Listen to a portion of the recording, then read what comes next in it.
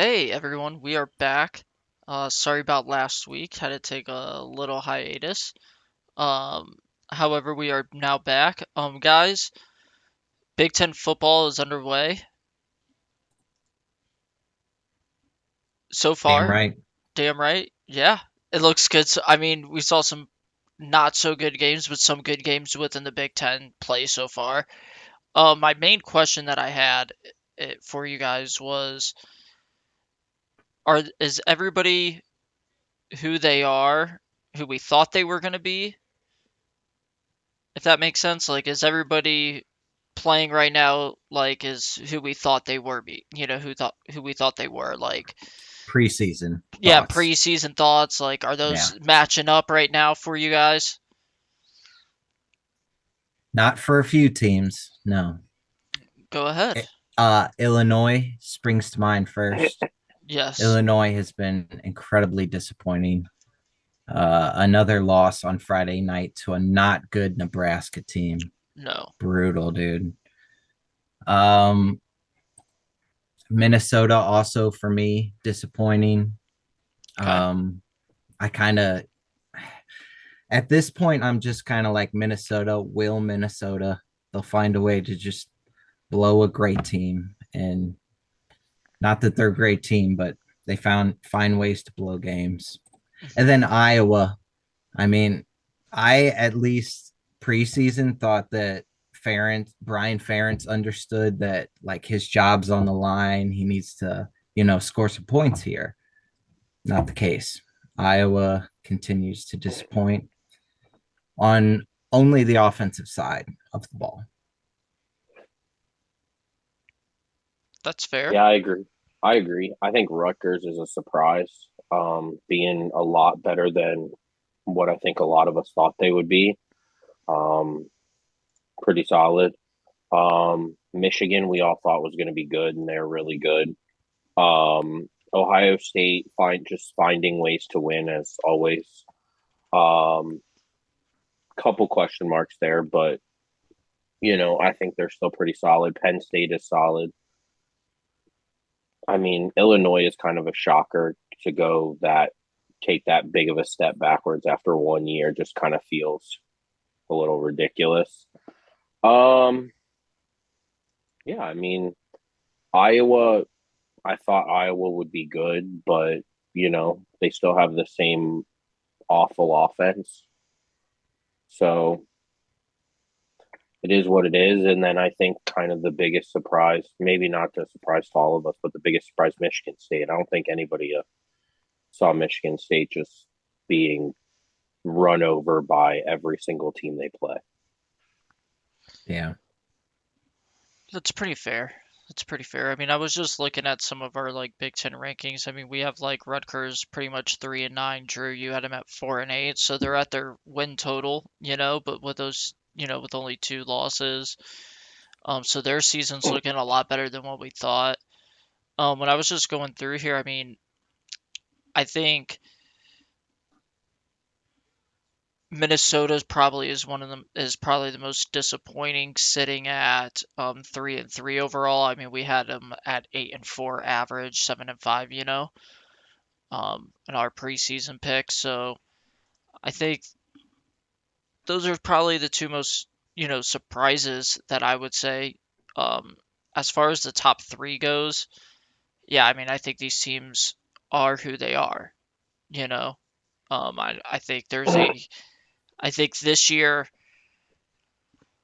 you kind of see now that there is a huge gap between Ohio State, Michigan, and Penn State than there is with literally everybody else in the conference. Oh yeah. And the West is terrible. Yeah. Thank God the divisions are going to be gone because this is just terrible. Uh, Penn State, Michigan, Ohio State, as advertised. So far, so good. I think Michigan looks the strongest right now, followed by Penn State and then Ohio State. Okay. Um, The one thing I just the one game I can't wait for um is because in my opinion, I mean, now I don't know really. I mean, we don't Illinois is really not that good as who we thought they were, so we thought that was going to be a big game for Penn State. Um not sure good, not sure how good West Virginia is. Um so that would have been like their other notable big game. We knew Iowa probably was going to lay an egg, and then they've played Northwestern as well in Delaware. So I'm really waiting for to see what Penn State is made of is when they travel to Columbus on October 21st. I think that's going to be a real big test to see how good Penn State actually is. But I mean, now I'm not saying that, they're down there with the Wisconsin, and everybody else. I'm just saying that, I mean, they're clearly better than everybody else in the conference as well, outside of probably Ohio State and Michigan. Hmm. So I'm really interested in that game. And then their only other tough game is when they have to play when they host Michigan on November 11th. And then I mean I would say the same thing um, for Michigan. I mean we really haven't seen them play like a really tough opponent. I mean you would expect them to walk over Minnesota. You would expect them to walk over Nebraska. Same thing with Rutgers, Bowling Green, UNLV, and East Carolina. And their first big quote unquote big game would be a rivalry game against Michigan State, so anything can really happen in those games. But their first real big game is going to be November 11th when they go to Penn State, and then they play obviously Ohio State at the end of the year. Um, you could say the same thing for Ohio State. I mean, they did play, Notre Dame, won that game at the last second, so um, they're Ohio State's just finding ways to win at this point, and I think that's kind of a surprise. I think we really thought, would this just be a continuation of what we've seen from Justin Fields to CJ Stroud?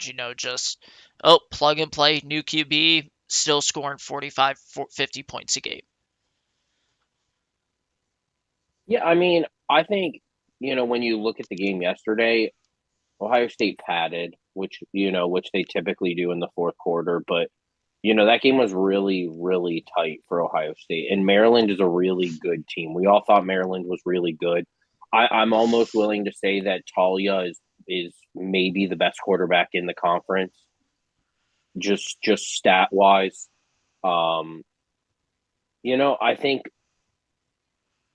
yeah, I mean, I think Maryland is a really good team. Ohio State's defense has been very, very good. Although they gave up a lot of yards on the ground on Saturday or yesterday, but their defense is solid. To me, it just comes down to when I watched Ohio State on offense, the first half. I watched the first half. I didn't watch the second half, but I watched the first half. In the first half, for the last 20 years at Ohio State football, they've run 5 yard, 7 yard in routes through and cross through. None of that going on. None of that going on. I hear I, you. I mean, I you hear you. find a way. I told you this a long time ago. You find different ways to get Marvin Harrison Jr. the ball. Yes, there's two guys on him. Yes, that's going to happen. But at the end of the day, and as you saw, it doesn't really matter. If the ball is up in the air anywhere close to him, he's probably going to catch it. Or it's And coming down incomplete. He's definitely not probably going to allow it to be intercepted on his the watch. other, and the other thing to me is I appreciate Ryan Day trying to instill the run and keep running. But if you keep running into a brick wall for 2 yards, maybe switch it up on first down instead of just trying to run the same Well, play right up the middle. and Joel Klatt and Gus Johnson said that, and they as commentators, they were like, when Ohio State was moving the ball against Maryland, they were throwing it on first down, getting a little positive yards, and then they ran it. It was a 5 yard run, because Well, now and you that, have the defense on their heels. yeah, when Ohio State was lucky, I mean, give Oh, credit to Ohio State's defense, but I mean, if that was a good team, like if that was a very good team on offense, Ohio State's down 3 touchdowns at halftime. Yeah. So, yeah, I mean, not, I mean, and poor clock management at the end of the half. That's pretty bad too. Just not as bad as Miami's. That was really bad. Mm. Um, People lost a lot of money on that crap. Ah, There was some guy I Yeah. saw on Twitter. There was some guy I saw on Twitter who lost a crap ton of money on that. But One um, thing I no, one I thing think I think we it's did learn though was that if you're not careful against Maryland and you don't play a good clean game, they can beat you. they You have know, they have a good defense. They were getting on good pressure on Ohio State. They definitely. I came into this week with Maryland prove it. Like, come on. I know you're 5-0, but like they haven't beaten anyone. They haven't right. played anyone. They proved it. That's a good squad. Talia made some bad decisions, made some bad throws. He made two bad. He Um, made one really bad throw on the pick six. dude, the pick But six in the second quarter, that just killed momentum. yeah, Like they were up 10-0, they had momentum that going. was the Oh, that that was was the brutal. moment. That was the moment the game changed. I think in Ohio Yeah, State's favor was that pick six I by agree. Proctor. But I mean, in all fairness to Josh Proctor, though, he did read the throw and Yep. stepped in front of the ball, stepped in front of the route and took it, himself. So Great play, just yeah, telegraphed. yeah, Bad decision. decision. Yeah, it was just it as well a bad decision on Talia's part. And then he had that one. Lathan Ransom had that interception. Credit to him though. I mean, like Joel Klatt said, he climbed the ladder on that one to go up and get it. So, Yeah, but that still a was bad also nice. decision. Still a bad decision. Probably shouldn't have thrown that ball. Um, one, But good game from Maryland, yeah. from my no, it Oh perspective was for yeah. sure. They played a it really was good very game. good. I mean, Mhm. and they should have outside of two plays. They probably were looking at being up two touchdowns going into Yeah. half. Yeah. Um, so to me, it's one of those games. The one thing I'm I would I'm like to see out of Maryland though is in these big games, can they put together two halves of football?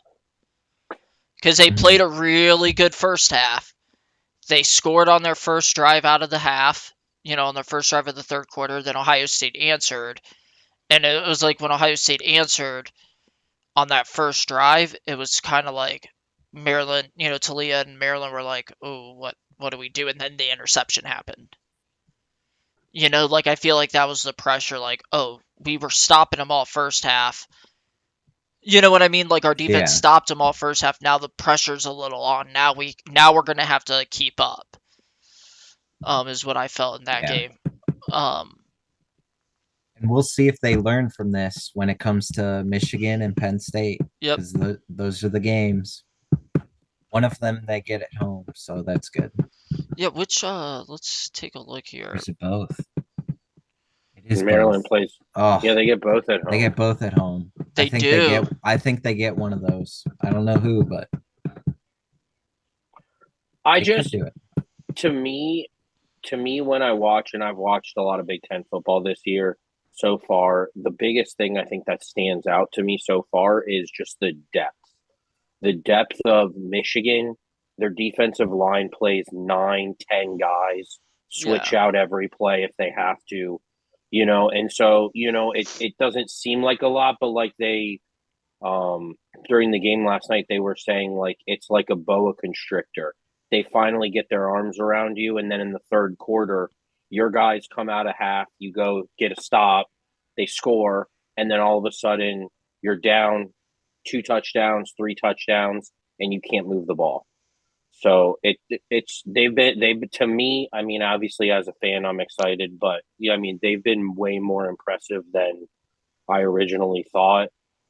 You knew teams were going to dare JJ McCarthy to beat them with his arm, and right now he's beating them with his arm. And I mean, offensive line is, I think it says something regardless of who you play. When your second team comes in and can move the ball right down the field against their first team defense, you've got something going. So, I mean, because that's not that it's, I mean, you bring in your backup quarterback, your third string running back. you have a new offensive line in, and you still march right down the field 70 yards in like 6 plays. So it's just depth, I think, wise, they're the deepest team. I really like Penn State. Penn State is actually really faster than I really originally thought.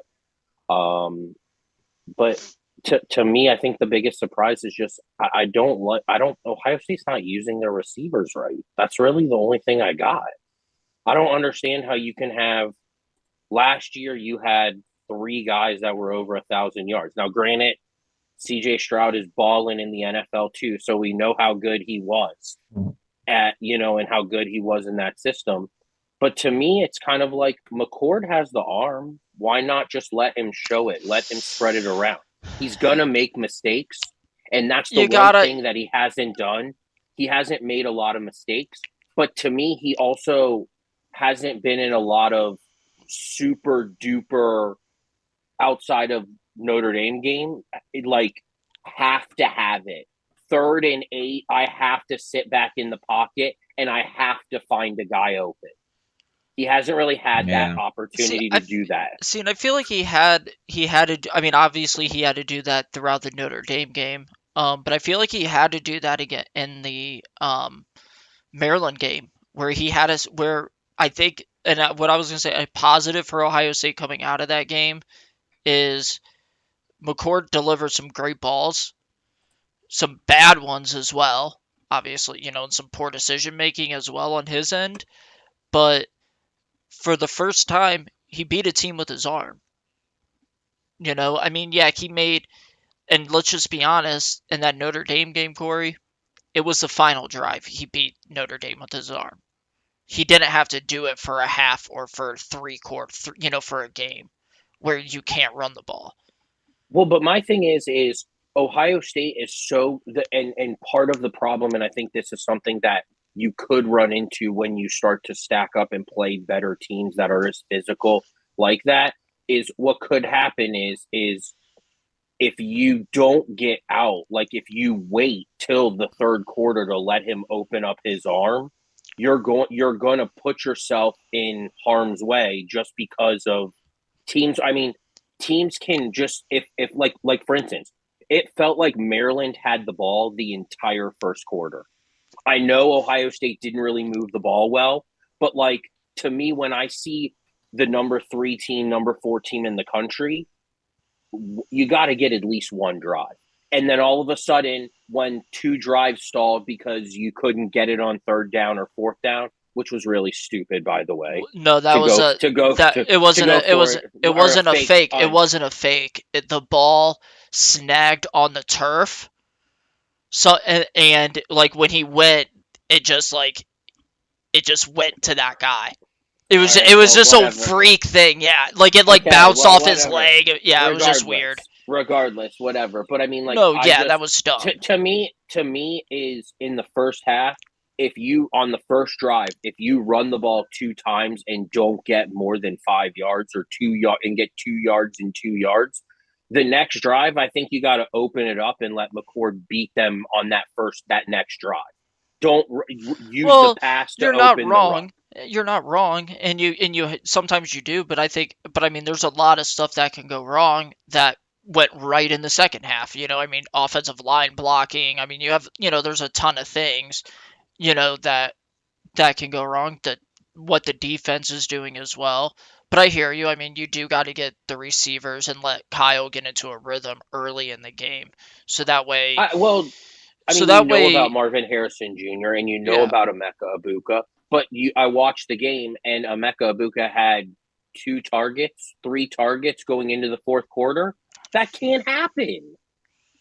That's a top 10 draft pick, Yeah. and you're throwing him the ball 3 times. I mean, I don't care. to be I don't fair care though, he if targeted Michael. Marv like 13, 14 times in that game.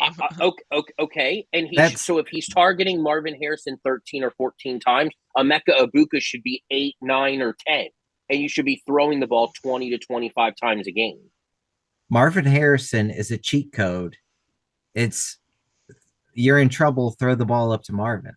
Yeah, I I don't But like, disagree. but knowing that He's what he is, that means Emeka Egbuka is going to be open around the slot or across the middle of the field. Well, you And need those there are guys to times, step up, Get well, and that a few yak. things, and a couple other get the things. yak. McCord sometimes, not always, but when he is uncomfortable, he tends to check it down if his first read isn't there, and Yep. he still has time to throw. Oh, So he like, does that. and he missed it. And Well, look, that's not anything bad. It's and just two, he's missed big plays yeah, because because he's just checked because he's afraid to throw it across the middle of the field. well, to that, and one thing that I would really like to see him do is like we've ran some of those like underneath routes. Like in the Notre Dame game, we ran that on 4th and 7 with Julian Fleming coming across the middle. That little 5 yard shallow route, and he waited until like Julian was completely like 3 steps in front of the linebacker or whatever to throw the ball. It's like, dude, if you throw that to him when he's a step ahead of him, he's going to be able to cut up field a lot sooner and get way more yards. You know what I mean? And that turns that 2nd and 8 play into a 1st and 10. Or that 3rd and 7 play into a 1st and 10. And I think that's where like he's really struggling is he's not anticipating his throws. Well, and he's young. He's a young Young quarterback quarterback. in a first year starting. I Yep. see a lot of things. I see when I watch him, I see a lot of things that JJ McCarthy did last year as a first time starter. Missed guys, didn't have enough air under the ball, just Oh, outside. I mean, and dude, if Marvin, he if hit if that, if Marvin Harrison Jr. has not been the target of those catches, probably 6 or 7 of those are incomplete. yeah, So truth. so and I mean, and look, hey, when you have a freak of nature, you give the ball to the freak of nature.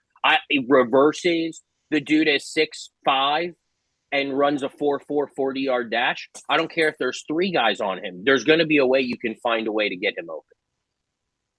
I don't disagree. Mm-hmm. I just think you kind of just need to let McCord cook. Just kind of say F the run game. Let's see how the pass game goes. If it doesn't go well, we can always go back to the run game. I got a question. Nick, are you concerned about the Ohio State offensive line?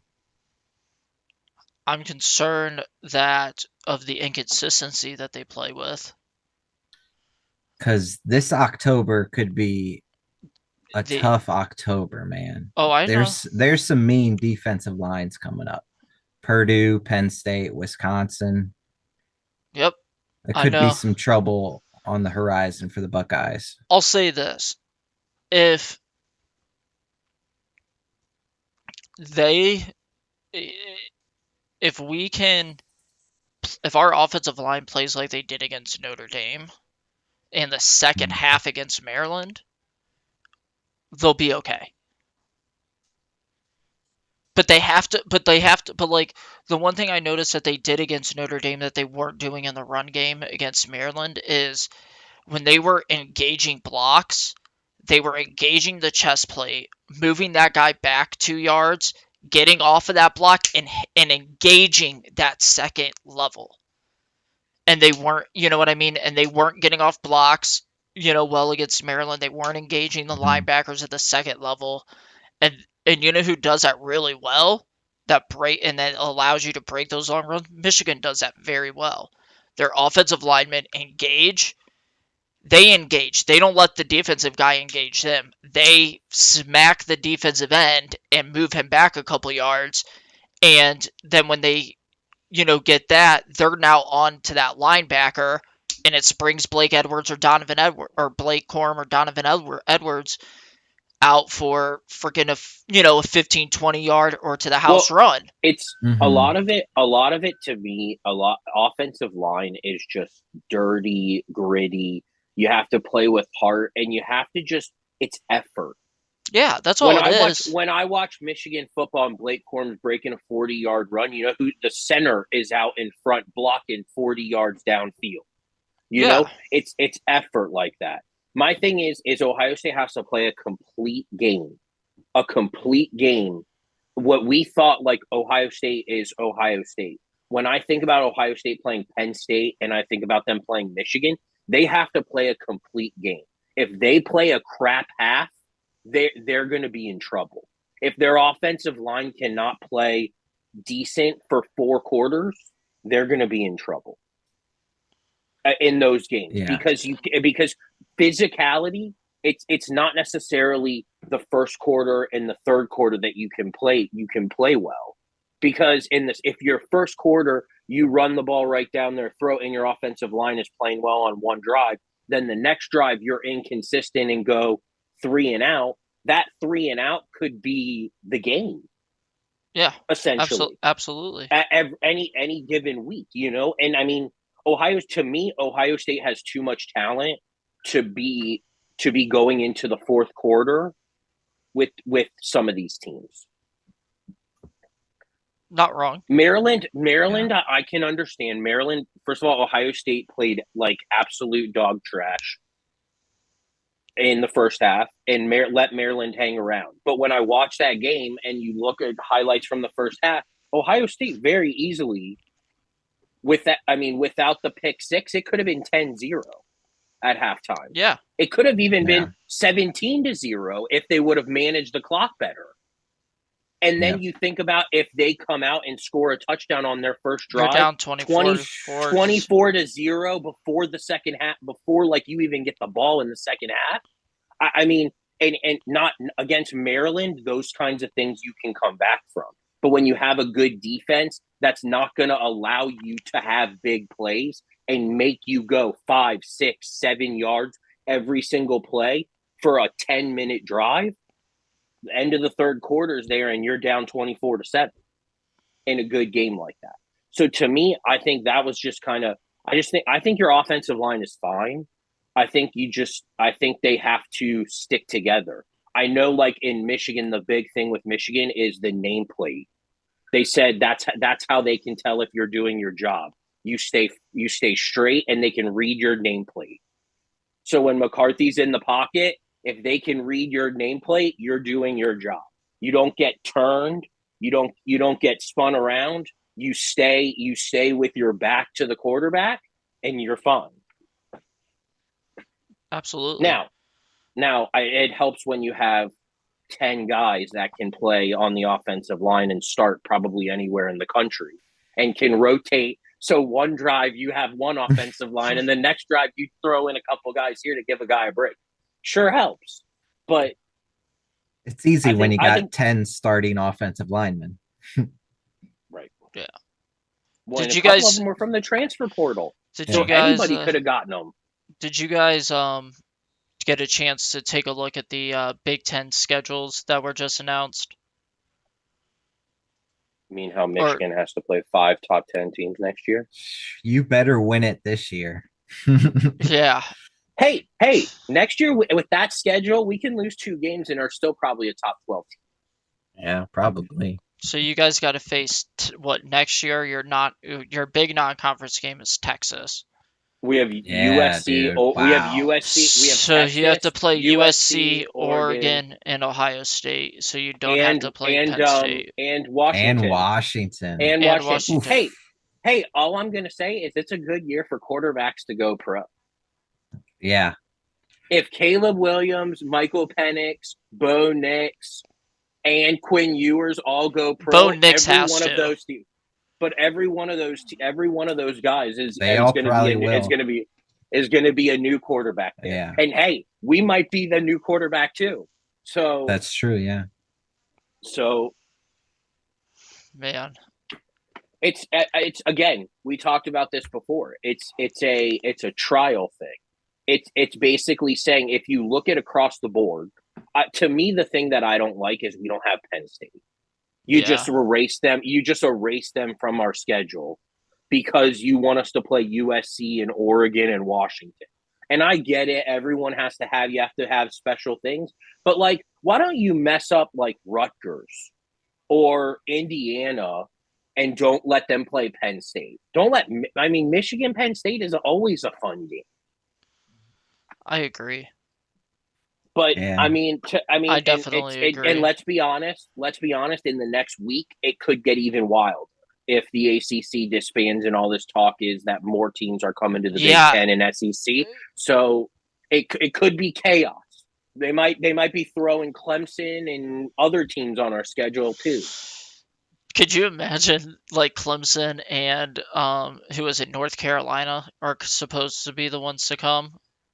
Could you If imagine if it's Clemson and North Carolina come and they go, oh hey Michigan, as well as you're gonna play Washington, UCLA, Oregon, you guys are also gonna now instead the of playing, NCAA, the it's NCAA hold on, will not punish Jim Harbaugh. Just make him and play eight yeah, top 25 instead teams. of playing Illinois and Indiana, you're going to play Clemson and UNC.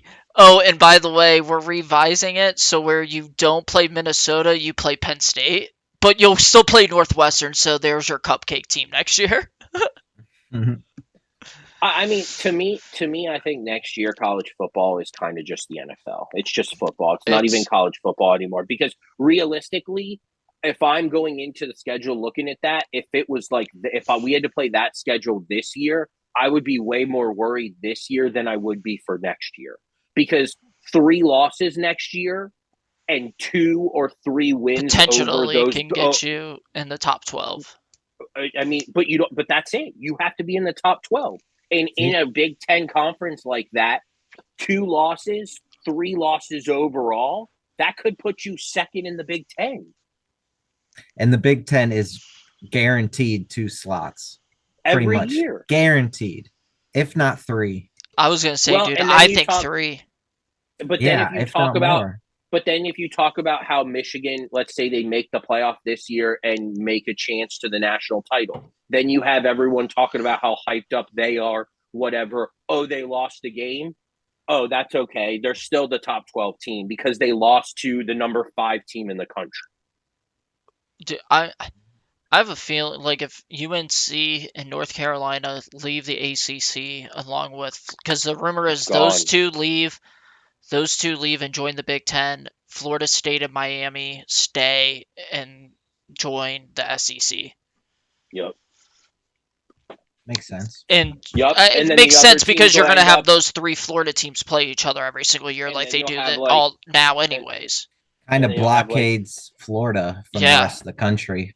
when you'll have like Virginia Tech and Missouri and some of those other teams, not Missouri because they're in the SEC, but a bunch of some of those other teams will join the Big 12 or the AAC, and I think the ACC will be gone.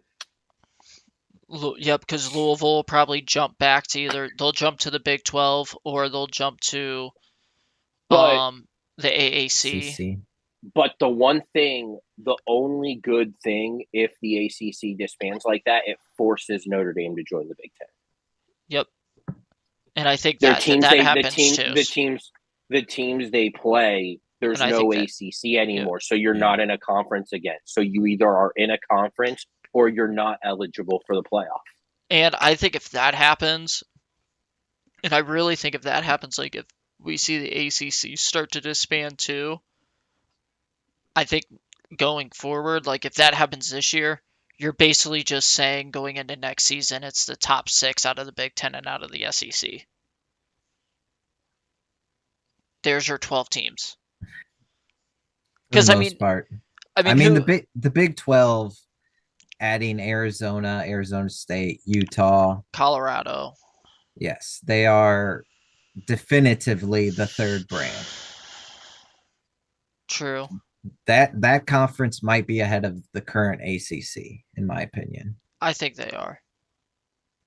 Even once they lose Oklahoma, Texas. That's the thing that sucks for the Big 12. Yeah, that's Yeah, the but bad they part. they let that happen. The Big 12 Yeah. let that happen. They chose to let that happen.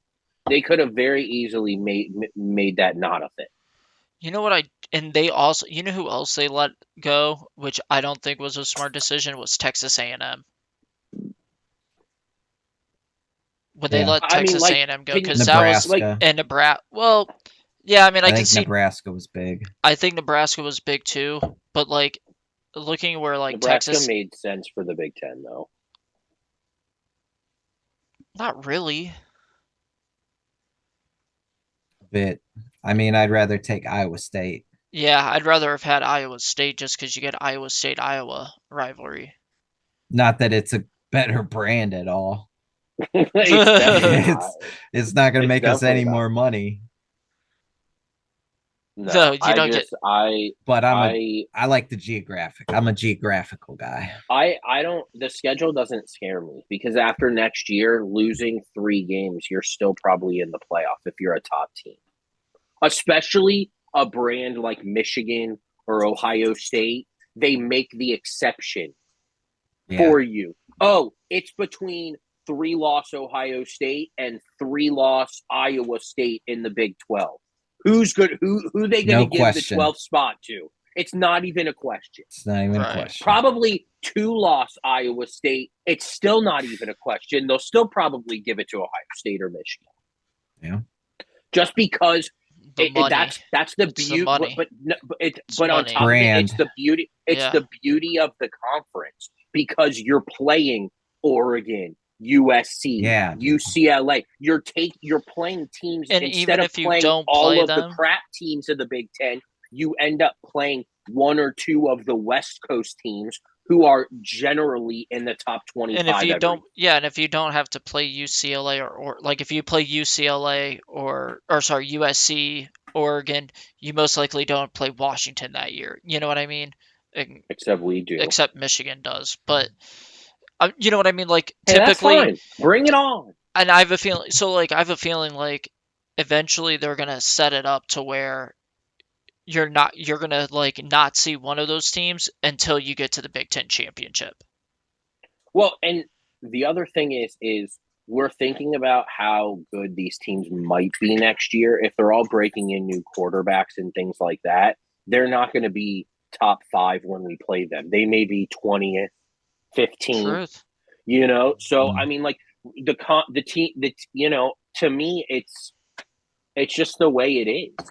I mean, it's college football, and I mean, we used to have, and you still do occasionally. I feel like not so much anymore, but you used to always have like Alabama open in Jerry World playing Oh, big yeah, on Michigan, that Chick-fil-A playing kickoff game. Clemson, playing some kickoff game to start the year, knowing that if they lose that game, they're not out of it because it's the first game of the year and they lost to a team who's in the top 5. So playing that schedule to me it's not only good for the Big Ten, but Do it's you good think for the brand and it's good for ratings. do you think Although I hate eventually Peacock.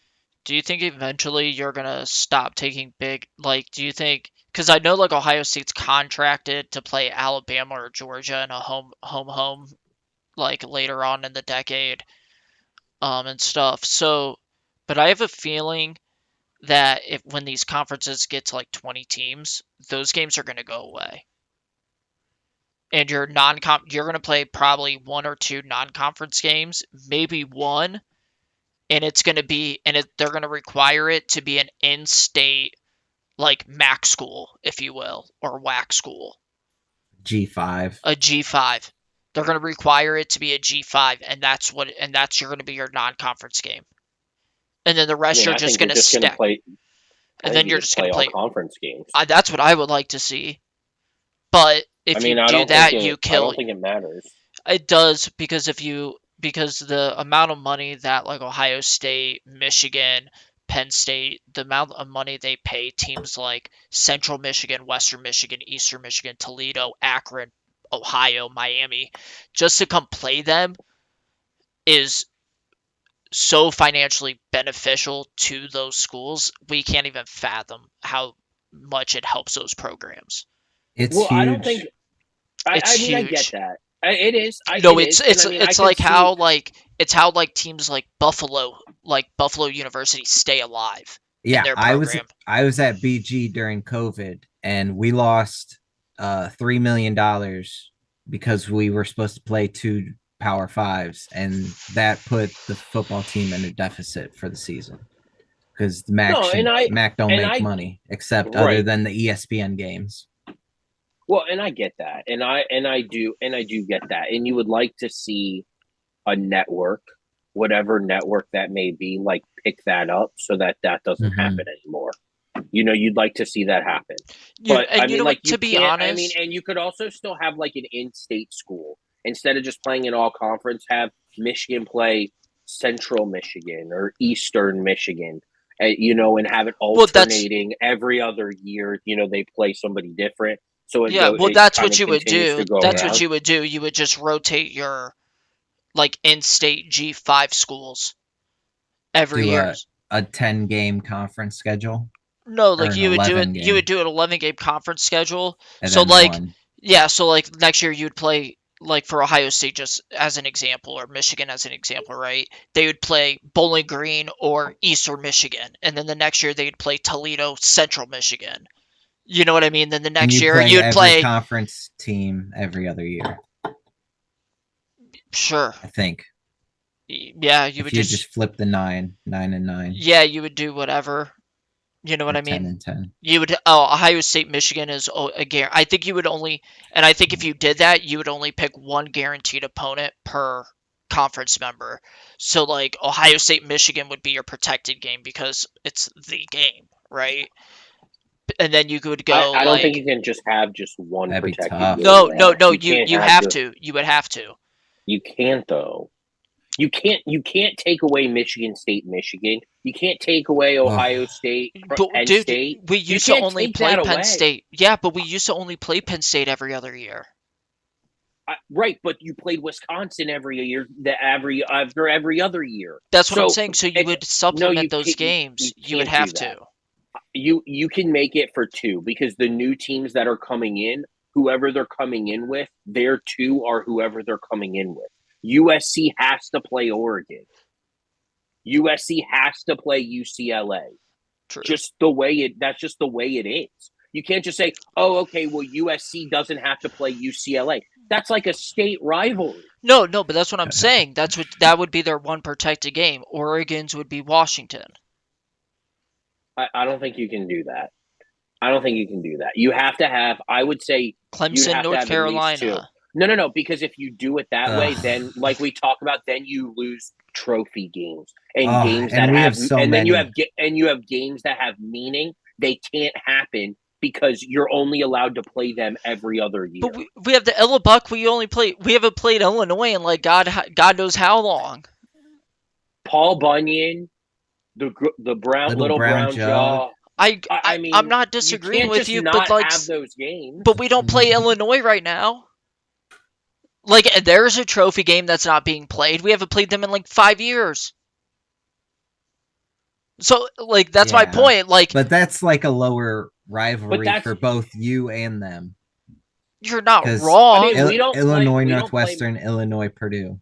You're we don't not play wrong. Minnesota every year for the little brown jug. We Jug, don't play them right. every year.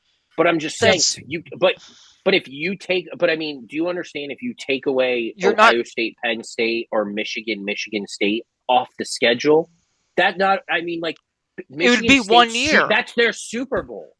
It'd be They're 1 year. terrible. Their whole season would be made if they beat Michigan. Yeah, but instead of playing Michigan, they would play Penn State that year. It's not the same. It's not the same, but it's just It's college football. Don't make this too much NFL. We don't want this to be the NFL. it's going to be. We need that That's what the tradition. future. Well, that's See, that's I don't sad. It is. I don't because what makes college football go is money. And you know what makes a lot of money? Those rivalry games. Tradition. Tradition.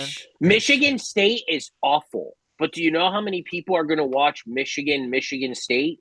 Because it's Michigan State. You don't care Yeah. about Ohio State or Penn State. You still effing watch it because it's Ohio State, Penn State. I mean, you're not wrong, but no matter what, the most watched game every single year in college football is ours. Is Ohio State, Michigan. Every single year. It won't be this year. Yeah, it will be. No, it won't. Why? Bet you it won't, because it'll be Colorado. Colorado when they played USC, right? When they played USC, and You mean insane. Oregon? Oh yeah, Oregon. Yeah, they played them back to They back were weeks. number one, like what, 3 weeks in a row? Now that won't stay. That's That what won't I'm stay saying. the whole time. But Like no. But 1 here's the year. thing. It also depends. If Michigan and Ohio State are both undefeated, yes. If one has a loss, maybe not. Yeah. Now, if I'm looking at it, I mean, no the matter way what, it it's going to goes, get huge the way numbers. it goes, Michigan will It be always undefeated. does. Michigan will be It undefeated. always does. But We'll see. yeah, I you'll mean, see. Georgia will play Alabama in the SEC championship. Somehow Now, Alabama's now going to get this there. question was raised. Okay, Yes, they will. now I got a question for you guys because this question was raised and I want to get your guys' opinion on it too. So, they raised this question on during the broadcast of the Ohio State Maryland game. If Maryland going into this week being 5-0, forget the loss and how they played. If they were in the SEC, would they have been ranked in the top 25? See, I don't like that No, question because they no, but should have been ranked that's in the top 25. 25 anyway. No, you're not wrong. But I'm just But saying, would they be? Probably not because they're not respectable. That's like saying Missouri's 5-0. Are they going to be ranked? I think Missouri was ranked. They were.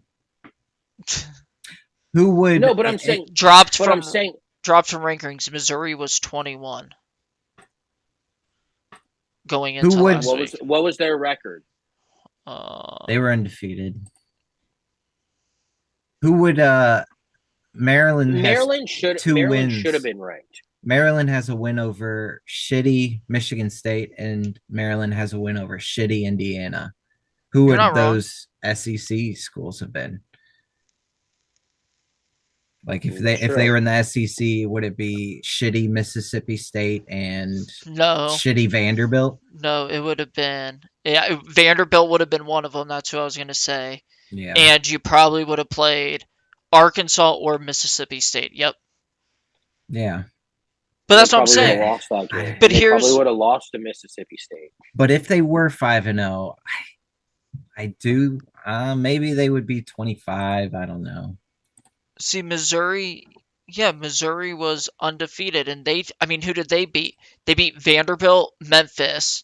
I guess you could say they beat 15 Kansas State, but I don't really know how good they are. And then they played Middle Tennessee State and South Dakota. Yeah, but they beat a ranked team. That's a better schedule than Maryland. But here's what happened. When they beat the ranked team, they were ranked, and then they won their next game and moved up. Once you're ranked, you move up. That's what it is.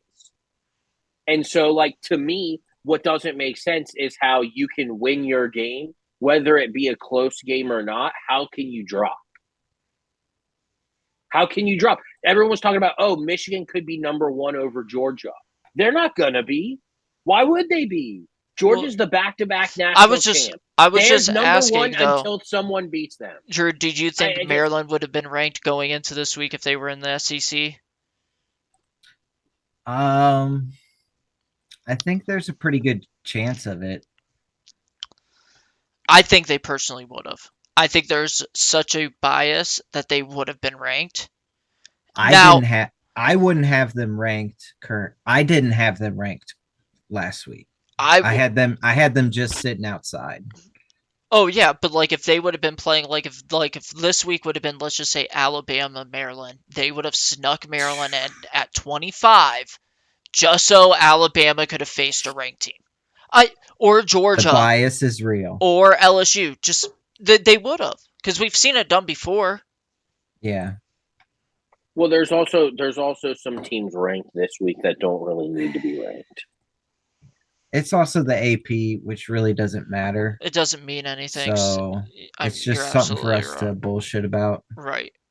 And to be honest, as my favorite thing is, and I love this, and I just it was just a question that was raised, and I was, wanted to get your guys' opinion on it. But my honest opinion is, and Corey and I, we talked about this before, and I liked it, is, to be honest, the CFP either needs to come out with their rankings from week 1 on, like after week 1, starting week 2, like going into week 2, or come out with the final ranking at the end of championship Saturday. On Sunday, when you do your selection show, should be the first. Then that should be the first rankings. If you're not going to do a full season, I've always thought that it should just be that one ranking, especially when you look at like this year. Okay, let's look at this year, right?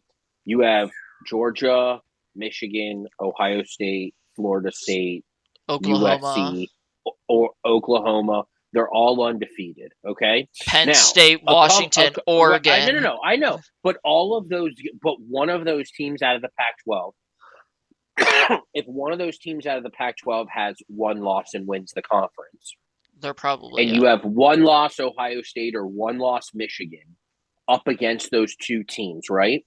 Let's say the week before you had Michigan lower, but then you put them in. Controversy.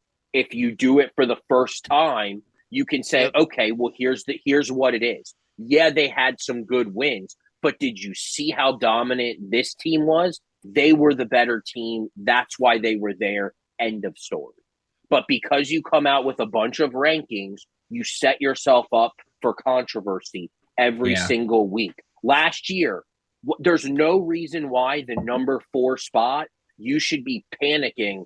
Is it going to be 2-loss Alabama? Is it going to be 1-loss Ohio State? Is it going to be conference champion Washington? I'm just saying, you shouldn't have a question about that. You should question, okay, Michigan's undefeated, Georgia's undefeated.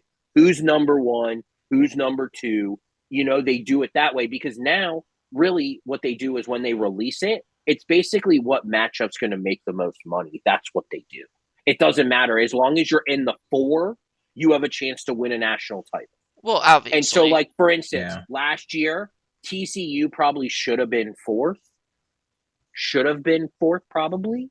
But they wanted to try to get Michigan, Georgia again. Or they wanted Michigan, Ohio State. Or they wanted a chance for a rematch for Michigan, Ohio State, and they knew guaranteed if you put Ohio State, Georgia, you were going to get really good ratings. Yeah. I mean, I would. You know what I'm saying? I would have loved to have Ohio State at 3. I would have loved to play you guys again on another game. I would on a neutral field. That would have been cool.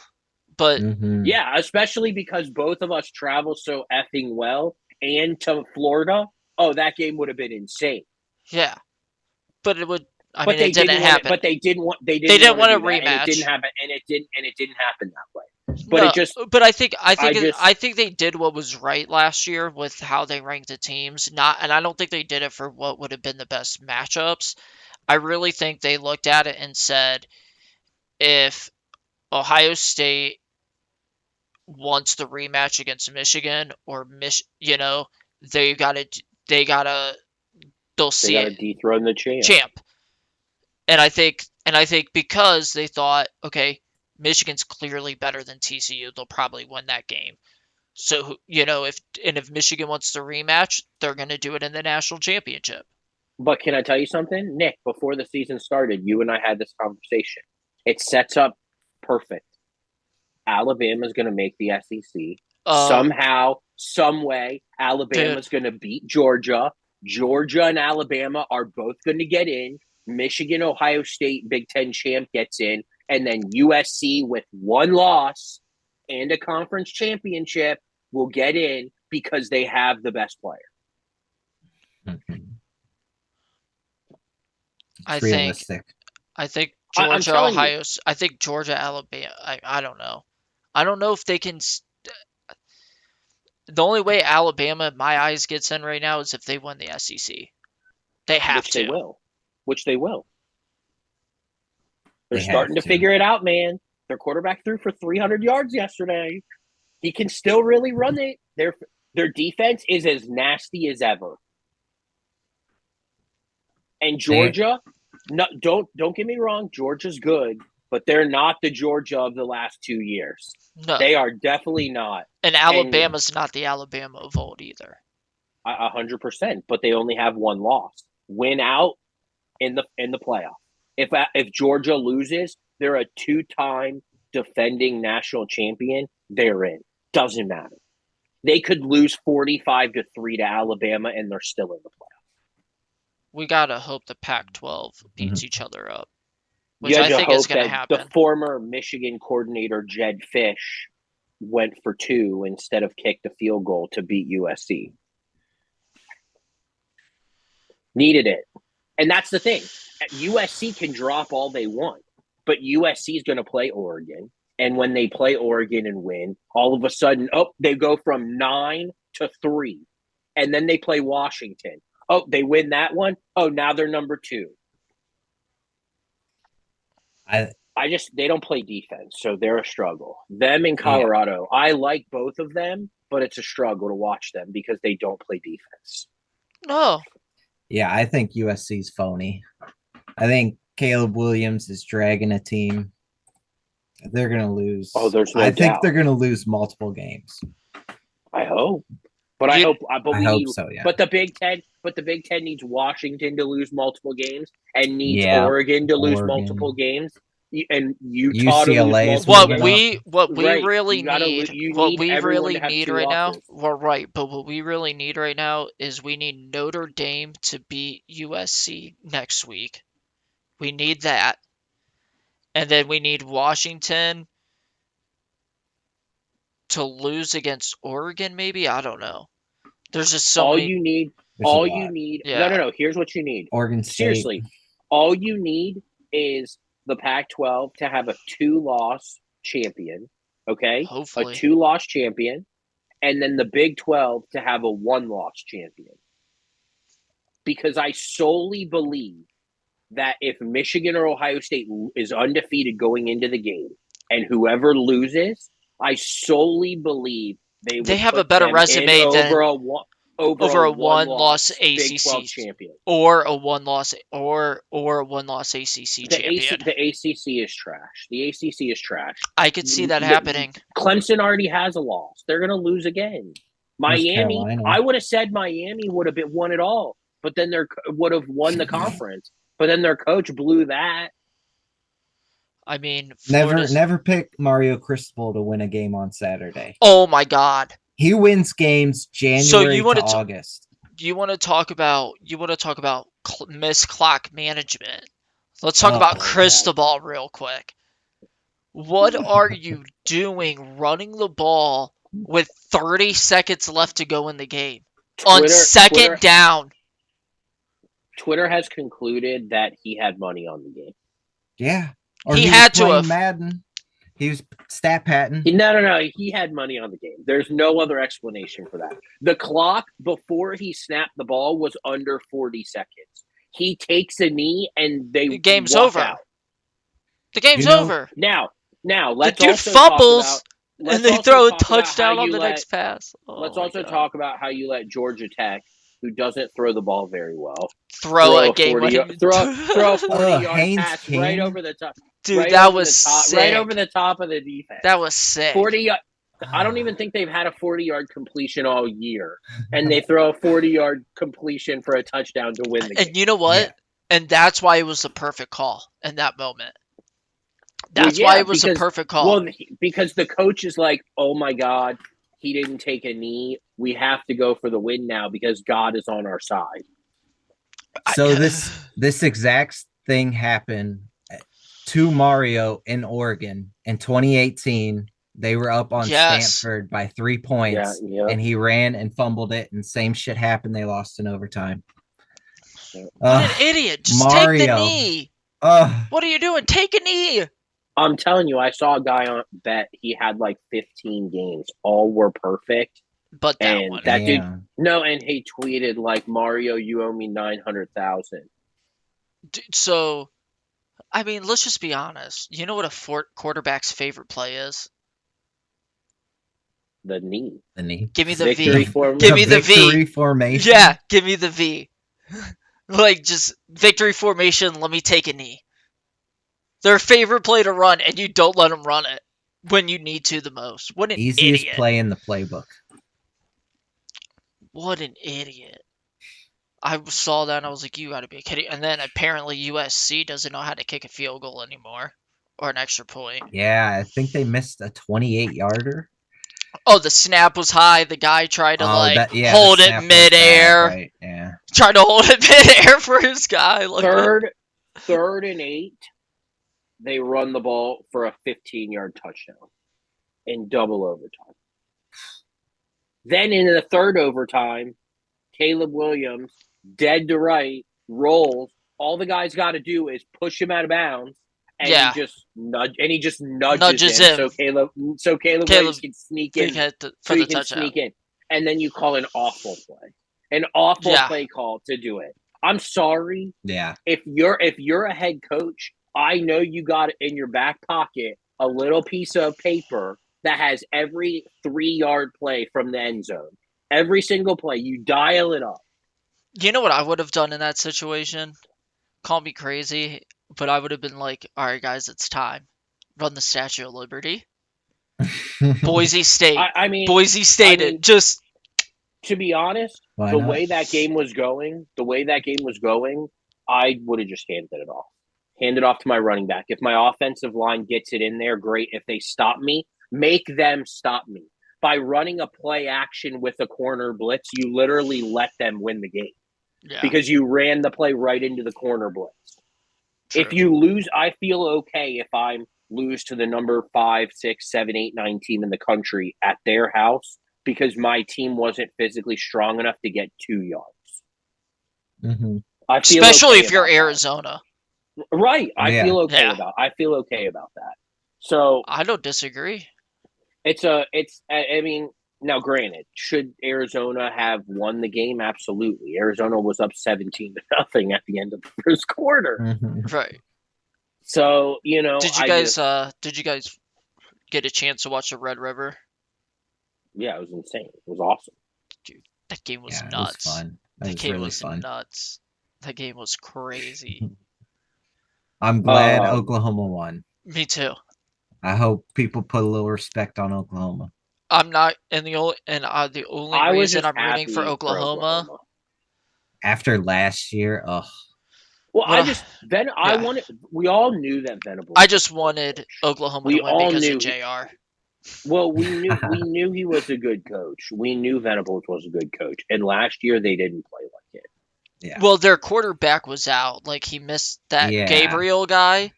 yeah. I'm glad he got to play. Also, He's very also, solid, very, very solid. isn't he like 30? Hasn't he been in college for like 10 years? He was at Central Florida for like 3 years. Yeah, You and then he know, Super, redshirted. super senior. Yeah, no he's kidding. on the But no, Stetson Bennett route. What's wrong with that? Brandon Never Whedon, bro. graduate, bro. Yeah, Never Brandon Whedon, graduate. Van Wilder style. Brandon Whedon had an excuse Okay, going back. But he got what's cut up? by There's the like Yankees because he is it couldn't make it as a Nebraska? pitcher. Is it Nebraska who has like a 33-year-old kicker because the guy was in the army and he came back? No, that's Virginia Tech. Or Virginia? They have like a No, 35-year-old Virginia. It's kicker. Virginia. He Is it was Virginia? yeah, no, their kicker, Drew, check this out. Their kicker always dreamed of putting on like the Virginia Cavalier uniform and kicking field goals for him, okay? It's random. And never like was able to like be on the team because when he was like gonna try out like his freshman year, he ended up getting duties to serve like in the National Guard or something, Okay. like to go on active, so he couldn't play. And it never worked out for him to do it. And then he got deployed actually. And then when he got back from his deployment, he went back to college on his GI Bill and um He tried walked out. on and Yeah, made the tried team. out, and he was Hell yeah. and made and is now the starting kicker. Dude's Good like shit. 35. And they got a big win. They did. First win of the season for Virginia. Beat the Tribe, William and Mary. Yeah. Anything else that you guys got? No, sir. Big win for Louisville. They proved themselves to me Yes. a little bit. Big I win think for Louisville. I think Jeff Brom's a great coach. Marcus Freeman's hot seat heating up real quick. Fire Freeman, I was telling especially Hey, that's fine. after they lose That's to fine. USC. Bring him to Cincinnati because I do not like Satterfield. visor man is what I call him. Doesn't matter if it's freezing outside, whatever. He wears an effing visor. Doesn't matter. It's just this thing. Not a fan. Yeah. Also, Nick, you guys are on Peacock this weekend. Yeah. What? Ugh. So Do you I need my was login? Do you need my logins for that? well. So okay. So I want to take something back here. You know what is a very missed out opportunity? I have two things that I want to raise to your attention. Okay. So ESPN obviously does like all of the um CFP stuff, right? They're the ones who like broadcast it. They have the rights to broadcast it or whatever. And it's typically you can always hear like a bias within the broadcast system because of their TV deal with the SEC. They typically talk about that conference and everything, you know. So here's the thing that I like with all these other streaming services trying to get into the football game, like Amazon Prime, Peacock's now into it, like what NBC's finally branching out. I personally, and what would you guys think about this? And I think this would make college football a lot better because every conference has their own network, right? What if on the streaming services like Peacock, Amazon Prime, Apple TV, you had some group of 5 games and ESPN had a TV deal with the G5 and only played their games all day long on Oh, ESPN, ESPN2, Every ABC? it's all about money, and we've talked about this Well, before. right. And NBC next week NBC like hit the jackpot because NBC has a game at doesn't have a game at noon, but they have the game on noon is Ohio State on Peacock, and then I'm Which sure is dumb. They have Notre Dame who plays USC, See at 7:30. Yeah. and that's what I don't understand because Big Noon Kickoff is going to Notre Dame USC, but then Fox has Michigan at noon. So if you have Big Noon Kickoff, why are you going to a place where the game's not played at noon?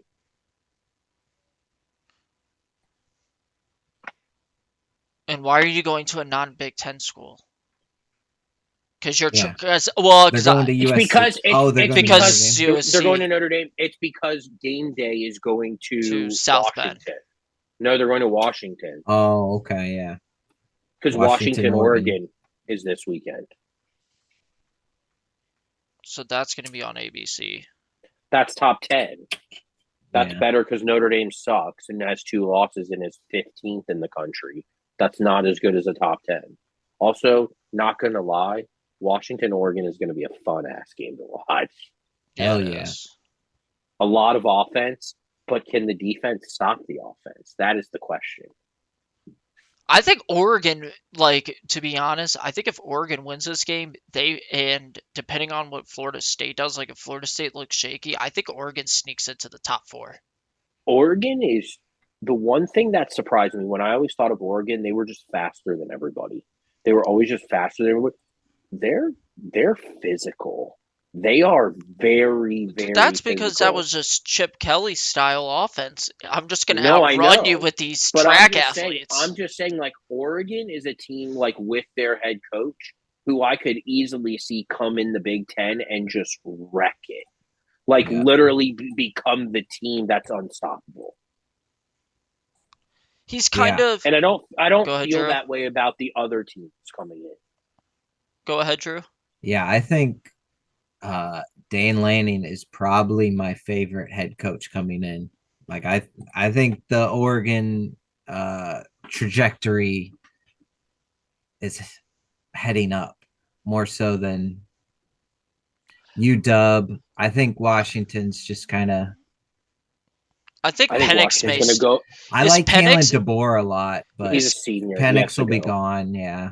My thing is I think Washington, no disrespect because they're really good, but I think after this year they're gonna drop off.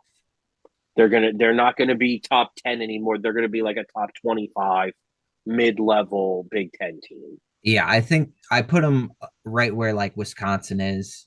Yeah, Like, Absolutely. there'll be a threat every 3 years, 4 years, but Tell other than you- that, just chilling. it's tell gonna you be one it's thing. gonna be I'll tell you one thing though, if Lincoln Riley out there does not figure out how to play defense, he's gonna have a hard time coming into the Big Ten. Where even our low end teams know how to play defense. Yeah. It's The just thing, we're that the much thing with better than Lincoln, them on both the thing sides. with the thing with USC though, and this has always been the thing with Lincoln Riley. Can you Defense outscore them? always wins, right? Because their defense, you're gonna have to, you're gonna score all day on them, but can you stop them?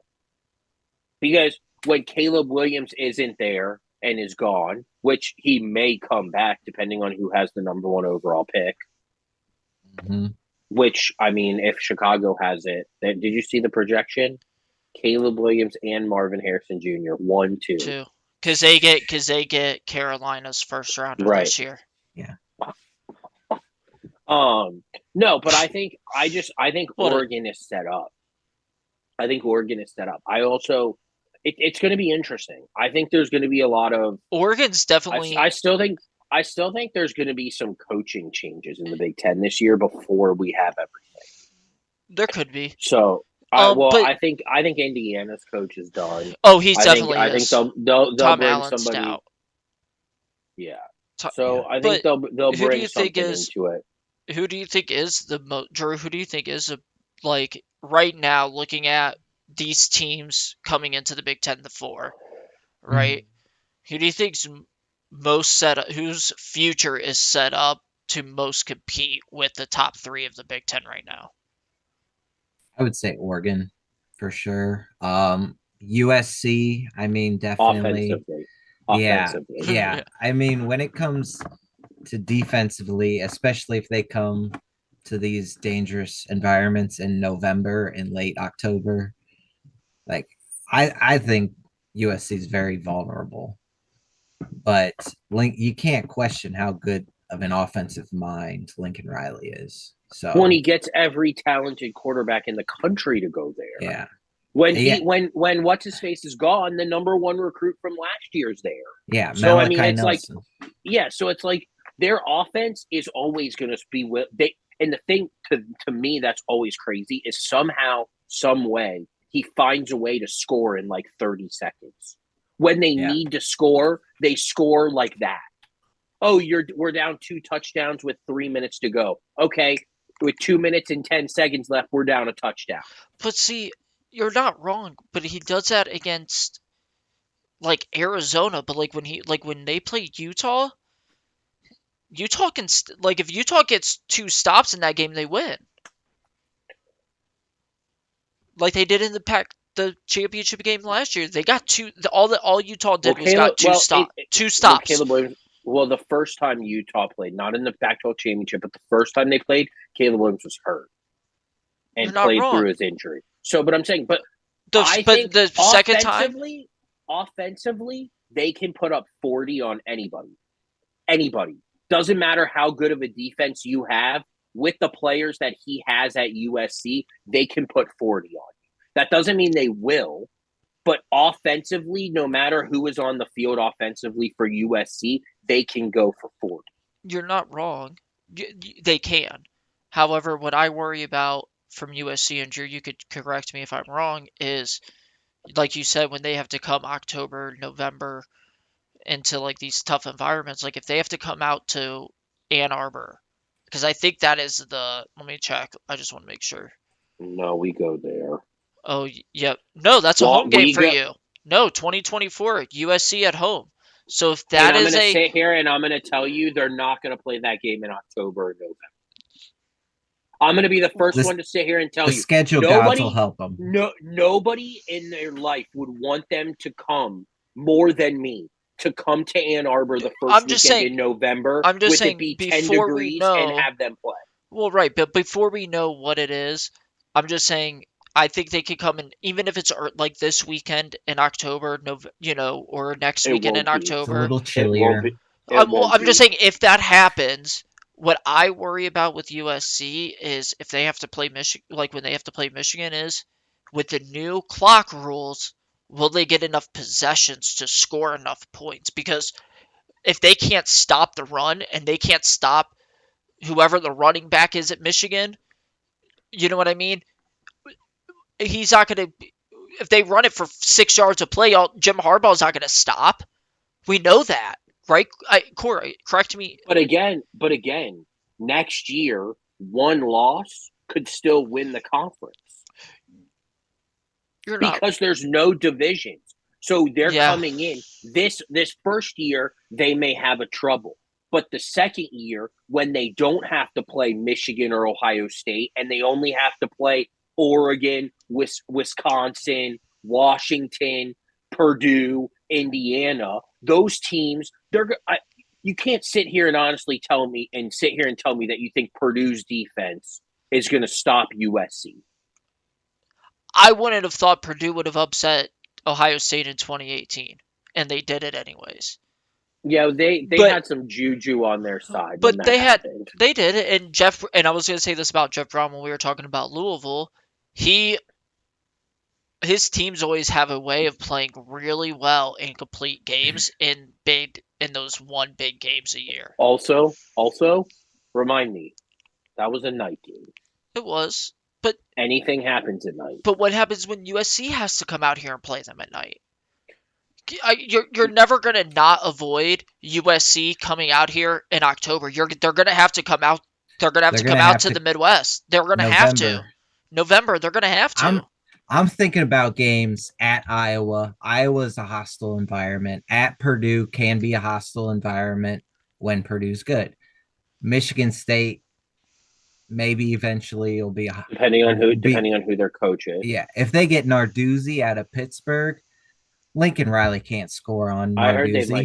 I heard they might go after Campbell from Iowa State too. I like that one. But like, I just don't think he's at Minnesota, at Wisconsin. These are teams that play traditionally good defense. So, yeah. and eventually USC is going to have to play one of these teams in November, late October, in what'll be a hostile environment. They'll have to. Yeah.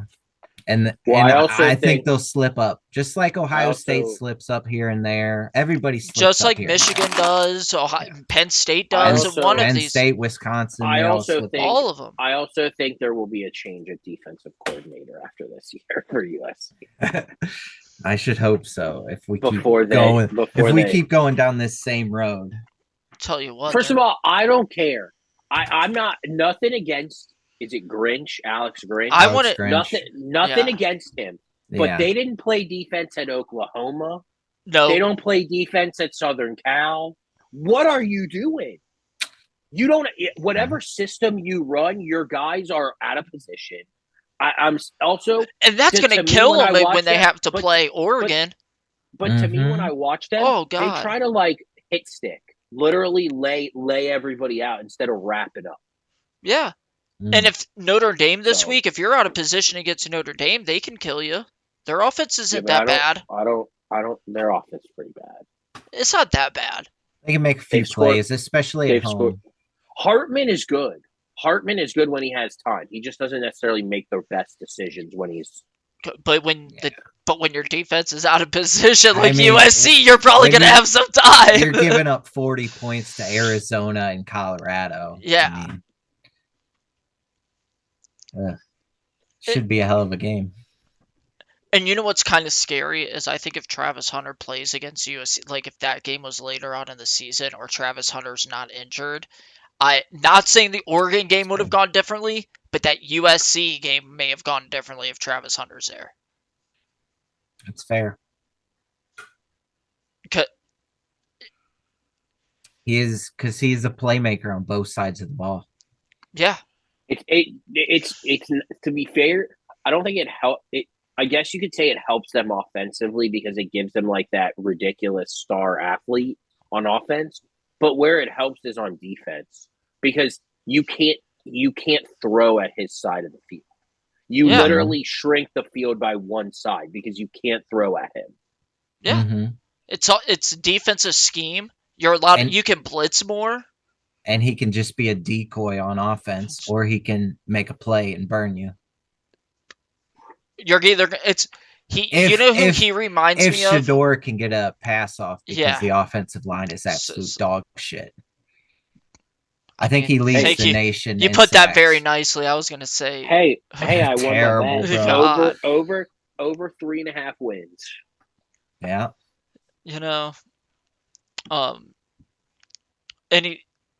So think that's What it. games? So what games are you guys looking forward to this upcoming week here? Most notably here, we'll just look at the Big Ten. Big Ten games. Big Ten here, we got Ohio State at Purdue, Indiana at Michigan, Michigan State Rutgers. Big matchup in Happy Valley. Huge matchup in Happy Valley. So glad this is 3:30 on the Big Ten Network. Massachusetts travels to Happy Don Valley. Brown, come to Just town. just a big matchup, 1 and 6. Huge Hey, matchup. hey, Huge that's a matchup for fun, for fun. October. Hey, fun matchup. Don Brown knows how to stop Penn State. Don Brown is familiar. And then we got Illinois, Maryland, Iowa, Wisconsin. Iowa, Wisconsin is the biggest game of the weekend because Yeah. that's going to determine. Iowa only has one the loss, West, right? Iowa Yes, still only has one loss. both of them only Both have of them one have, loss. but Wisconsin didn't lose in the Big Ten. Yeah. So to me, This game, the winner is going to win the West. that good chance. and okay, so speaking about that core, so I read an article earlier this week when Corey, when you and I were talking about how like if all three of us end up beating each other, like Penn State, Michigan, and Ohio State all beat each other, and there's a three-way tie. Though the tiebreaker per the Big Ten rules goes to which team beat the highest ranked team on the West side. So like if Ohio State beats Wisconsin and Wisconsin wins the West, they would win the tiebreaker. But if Iowa beats Wisconsin and they go on to win the West, Penn State would win the tiebreaker. Because like Michigan, Michigan doesn't play either of those teams. But like if both of those teams pummel and Minnesota wins, then Michigan goes. Like it's fucking nuts. That's fine because I It's think fucking Michigan nuts. with one loss is probably still in. Yeah, well, no, I'm just saying like that's just crazy. But I'm just saying that game potentially has more implications other than who decides who goes on the West. It could decide who goes on the East as well. So that's. I mean, Good point. I mean, yeah. I'm just saying. I'm just saying that that's a possibility. I don't think Penn State is going to beat either one of us. So I- that's just the way I look at it. So I don't think that's a. You're not I don't wrong. think that's going to be a problem. I'm just saying But- it's a possibility. It could. I mean, to me, this is Luke Fickell's real first Test. Big one. Well, this is the game because you came to Wisconsin. This is the game you need to win. Their Yes. defense is going to be flying around and making plays, and offensively, they haven't been the best. They've been very up and down. So I think that's the best game of the weekend. I think noon games are going to be snooze games. Yep. They're going to be blowout cities. I'll tell you Everyone's one resting thing. in the fourth quarter. I'll I tell you hope one not. thing. I hope we have some good games, but I I am don't. so I don't glad. Think I'm so glad, and Corey, I'm sure you are too, that that Ohio State and Michigan play at noon this week. Because I know I'm glad that we play at noon. Because right after after the Ohio State game and Michigan game's over, you get to watch on 3:30 on ABC Oregon Washington, and then straight into USC Notre Dame. Like the way the TV schedules worked out, you get like the boring games out of the way, and then as soon as 3:30 hits, it's big game after Well, big just game. think about how much money NBC is going to make at noon for Ohio State just on Peacock, and then to have Notre Dame. Oh, they're gonna make a bunch of money because a bunch of people are gonna subscribe to it. I heard it's bad. Oh, I have it. It's not good. I'm just gonna tell you, okay? First game of the year, we were on Peacock. My phone goes off. ESPN alert. Touchdown. The quarterback hasn't even snapped the ball yet. Oh, great. Yikes. So it's like, I mean, now it wasn't. Now, to me, I liked it. I liked it in a way. It was behind because it's a streaming service, so that's like to be expected. But like to me, what I liked about it is they don't really take long commercials. So what I mean is you get like the normal ad commercial and then it goes back and you see them in the huddle opposed to you see them up at the line about to hike the ball where like, oh crap, what happened? And sometimes on those bigger networks, the announcers are talking and giving a speech about something, and the play's going on, and you can't even see Yeah. it. Dude, let me tell you something. I was so glad to be on Fox this on Saturday so I could hear Gus Johnson and Joel Klatt announce a game. Like, I'm bummed. I'm bummed they're dude, not in Ann Arbor to call yeah, the games. dude, because they It's because Urban Meyer doesn't want to go there. probably, but to be honest, like, I just think that Gus Johnson is the best announcer in all of football. He makes every Uh, play sound I like it mean, he is the does. greatest thing in the world. Ah, Tulia down the sideline. You know what I Yeah, mean? Like it's just I Yeah. mean, but that's his job. That his job is to make it interesting. you're not wrong. I But to, when you no, watch no, but here's the CBS, thing. you get Talia pass down the sideline, incomplete. Well, How about that? CBS never recovered once Vern Lundquist left. Vern Lundquist was amazing Yeah, but like, when he did that. But I mean, it's to me, it's still weird to see Michigan, Ohio State, and then play on CBS. It's just not. yeah, It's not. it's It's weird. weird. And I just to me, you call a show big noon kickoff, and you're going to a game that starts at 7 p.m. And that game isn't even on Fox. I don't think. No, it's on NBC because they have the rights to they have all the rights to Notre Dame. Any So Notre Dame home game is always on so NBC. Fox promoting a game that's not even on their network. Smart. Well, true, but I get why they're Well, they're doing getting. it, I know because it's ranked on ranked matchup. I but get it, not and that only would be that, better. you get USC coming in next year. So I wonder. So we'll probably get Gus anyway, since we're on noon on Fox anyway. Yeah, you guys will probably get Joel Klatt and I Gus do not Johnson. like. I don't like Joel Klatt. I'm not a big fan. He's smart. I think he's really good. I think he gives good insight. He's not my favorite. He's all right. He's not my favorite. I just like Gus Johnson freaking out Well, over but the Gus Johnson. simplest Well, thing. but Gus Johnson's from Michigan, so when he calls Michigan games, he's like obsessed, and that's he is like that with Ohio State too because it's just fun for him. But I mean, like I can't I think the do dude his just really likes calling. football. What about you, Drew? I think he's a football guy for sure. Dude just flips out. I love it. Just down the sideline. Oh, he freaks out. It's so great. Like, I don't know.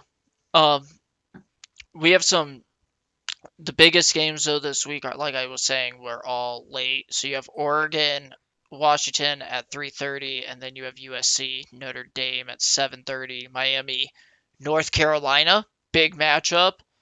Mhm. 7:30 as well on that. And then Pac-12, not after dark. You'll get UCLA, Oregon State. Now that should be a fun game on Fox.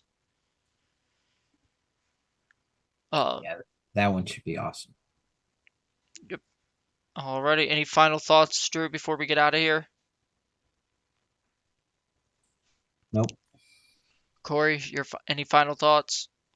All right, guys, take it easy. Thanks for stopping out this Sunday evening. We'll catch you guys later.